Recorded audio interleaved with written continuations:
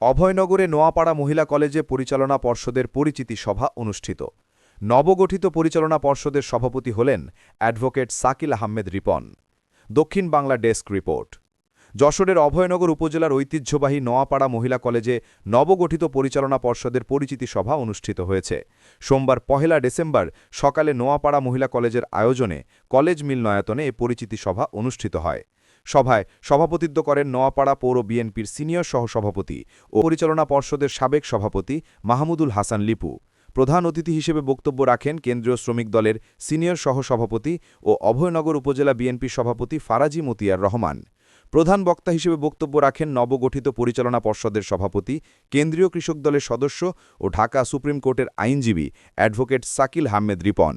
বিশেষ অতিথি হিসেবে বক্তব্য রাখেন অভয়নগর উপজেলা জামায়াতে ইসলামীর আমির সর্দার শরীফ হোসেন, নোয়াপাড়া পৌর বিএনপির সভাপতি আবু নঈম মোড়ল, উপজেলা বিএনপির সাধারণ সম্পাদক কাজী গোলাম হায়দার ডাবলু, নোয়াপাড়া সার সিমেন্ট খাদ্যশস্য ও কয়লা ব্যবসায়ী সমিতির সভাপতি আলহাজ আব্দুল গনি সর্দার, উপজেলা বিএনপির সাবেক যুগ্ম আহ্বায়ক মশিয়ার রহমান মশি, কলেজের অধ্যক্ষ বিশ্বজিৎ পাল। অনুষ্ঠানটি যৌথভাবে সঞ্চালনা করেন কলেজের অধ্যাপক হিমায়েত হোসেন হিমু এবং রাইহান উদ্দিন। এছাড়া উপজেলা ও পৌর বিএনপি এবং সকল অঙ্গ ও সহযোগী সংগঠনের নেতৃবৃন্দ উপস্থিত ছিলেন। পরিচিতি সভার শুরুতে অতিথিদের ফুল দিয়ে শুভেচ্ছা জানানো হয়।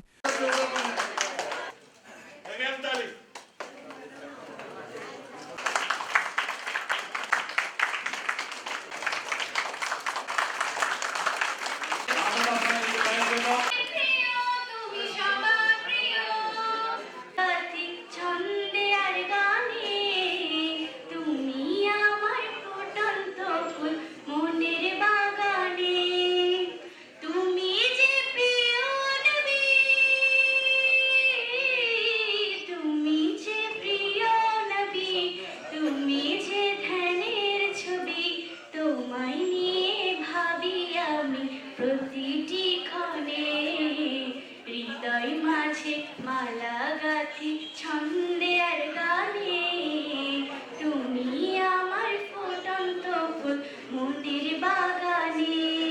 পরে সিরাতুন নবী সাল্লে আলা ইউসাল্লাম উদযাপন উপলক্ষে হামদ, নাত ও ইসলামী সঙ্গীত প্রতিযোগিতায় বিজয়ীদের হাতে পুরস্কার তুলে দেন অতিথিবৃন্দ। এর আগে নবগঠিত পরিচালনা পর্ষদের সভাপতি অ্যাডভোকেট সাকিল আহমেদ রিপন একটি মোটরসাইকেল র্যালি নিয়ে কলেজে উপস্থিত হন।